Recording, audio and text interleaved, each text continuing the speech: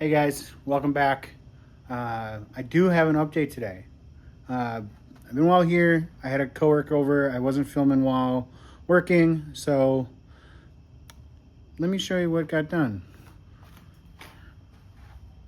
Nothing's here because it's in. We're fully mounted up.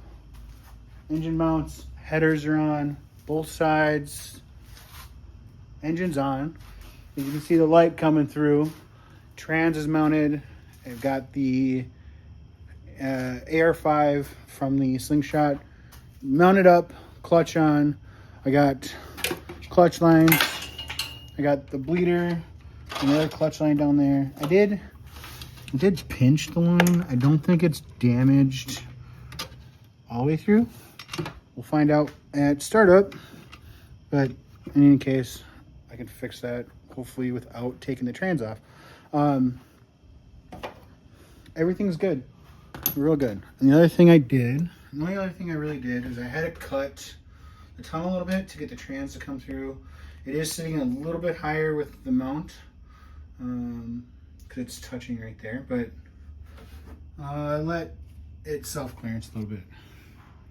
So pretty happy with this. Everything went pretty reasonable. Everything's really tight there. Like if you look down here, you can see everything's just real tight. But nothing's sitting on itself. Mounts are on.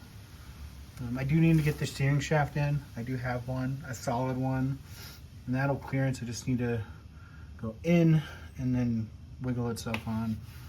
So it's another day problem. And then this side, I do have the factory ground wire. I'm probably gonna put that like right here, keep it on there, use it, might as well. You got my new spring pockets, as you probably saw in the last video. Yeah, and I do have my injectors off. I do have something special coming for that.